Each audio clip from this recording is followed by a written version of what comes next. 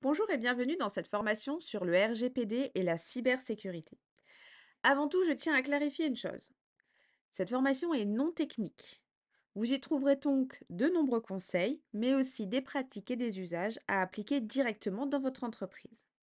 Cette formation s'adresse donc à tous les employés et collaborateurs qui ont un accès aux outils informatiques et qui sont susceptibles de devenir la cible d'un cybercriminel.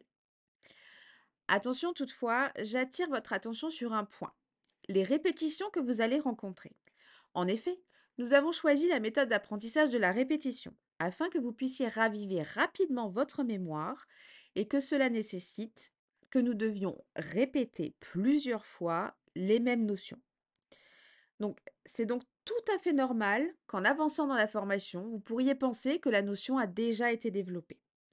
Nous avons pris soin d'aller chaque fois un peu plus loin dans la notion en reprenant la base. Donc, comme vous n'allez pas suivre toutes les capsules d'un coup, dans la même journée, cette répétition n'est donc pas si inutile que ça. Vous pourrez reprendre la formation à n'importe quel moment sans crainte d'en oublier la moitié, car nous avons pris le temps de faire un résumé régulier dans chaque capsule. Cette formation est clairement divisée en deux parties. La première va concerner le RGPD, le registre à la protection des données. Et la seconde, à partir du module numéro 6, va se concentrer sur la cybersécurité. Nous allons donc avoir plusieurs points à aborder ensemble. Et le premier, ce sera la mise en conformité du RGPD dans votre entreprise. Ensuite, nous verrons l'aspect légal et par extension le rôle du DPO. Ensuite, nous verrons la rédaction du RGPD, mais aussi les devoirs et les obligations que ce registre impose aux sociétés. Et ensuite, on arrive au module numéro 6 et on va passer à la cybersécurité, avec des explications sur les fameuses failles humaines. Les explications également sur l'ingénierie sociale, avec des exemples, des vidéos, mais aussi des cas pratiques. Et ensuite, nous verrons la présentation d'une attaque par hameçonnage, ainsi que le vol d'identité. Donc, ce sont les cyberattaques, souvent les plus dévastatrices pour les personnes. Et pour finir, nous verrons les protections possibles pour se prémunir des cyberattaques.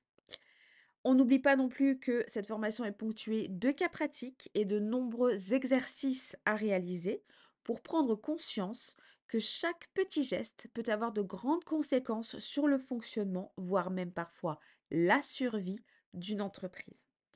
Et j'insiste sur le mot survie. Il est important de garder à l'esprit que cette formation va nécessiter un travail de votre part. D'accord?